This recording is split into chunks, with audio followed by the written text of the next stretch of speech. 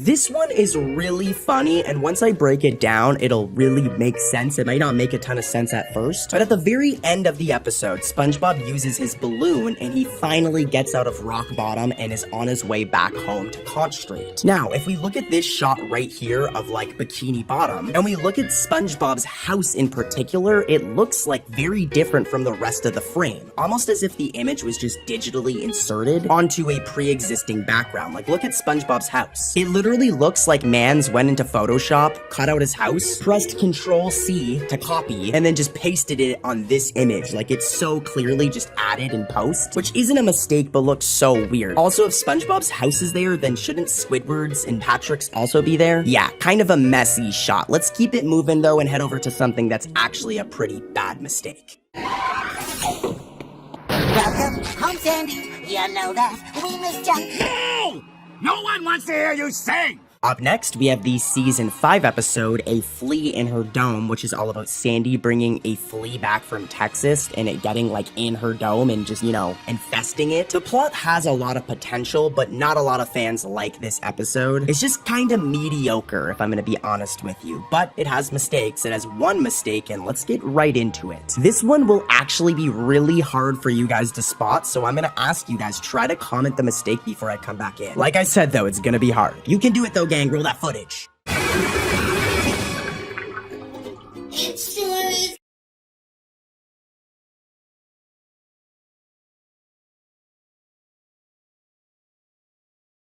Good to have you back, Sandy.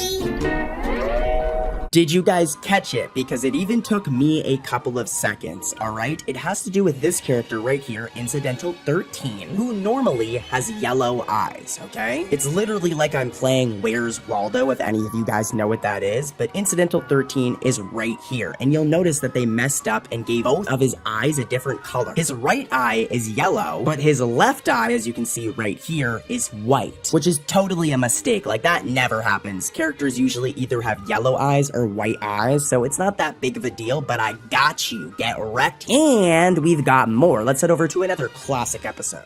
And the winner is SpongeBob SquarePants.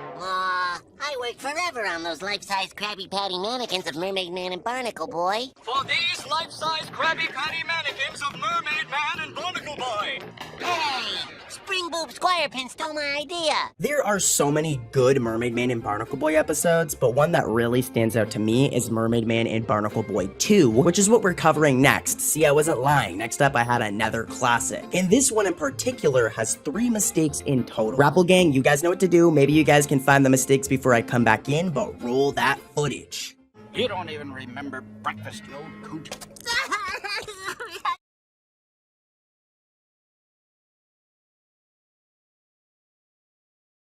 Maybe the crunch signal is too much responsibility. I may have covered this mistake before, so if I have, I apologize, but when Mermaid Man tells SpongeBob that the conch signal is too much responsibility for him, he's not wrong, to be honest. If we look closely, the television in his house shows a solid red screen, instead of a black screen or a moving picture, which was definitely a mistake on the animator's end. Like, why is it just a solid red screen? It should be black or like a moving image on the screen. It wouldn't just be red. So yeah, totally a mistake. I think they were using the red as somewhat of a green screen to replace footage on the screen. As a matter of fact, let's try it right now. Boom, see? Definitely a mistake. That was meant to be like a green screen or something. But anyways, let's head over to another mistake from this episode.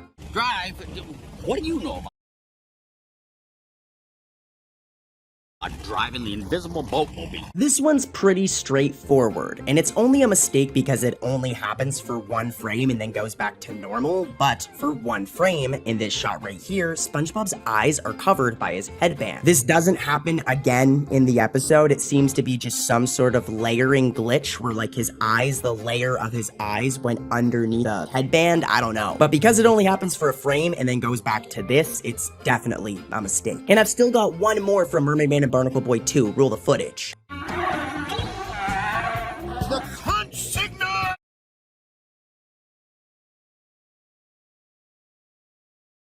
You're the invisible!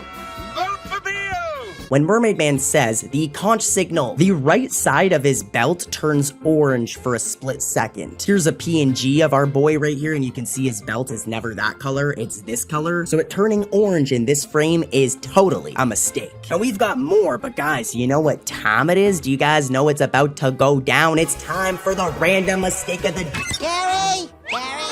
Gary! Looks like another beautiful day here in Bikini Bottom. Gary! We are back, and we have the episode Grooming Gary, which is a good episode. It's actually kind of an iffy episode, but I like the plot personally. It's all about SpongeBob entering Gary into like a pet competition, and it is not Gary's scene. Like, all of the pets there are all like preppy, like spoiled pets, and Gary just does not fit in. Take a look at some of these funny clips, and then we're gonna get right into the mistake.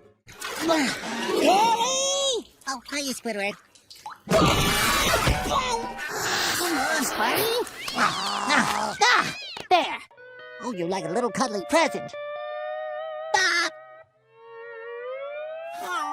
Yeah, poor Gary. He's a good boy. He doesn't need to go and hang out with all of these prissy, preppy pets. Enough about Gary though, let's expose some mistakes. There's one, and let's see if you guys can catch it. Wow, Patrick, there's a whole lot of pet loving going on here today.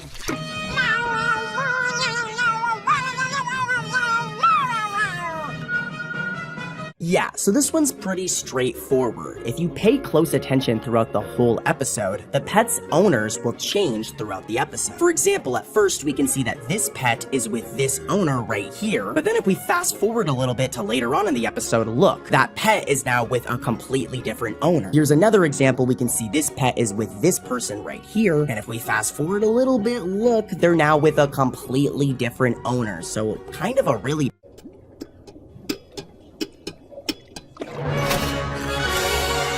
Another day, another migraine.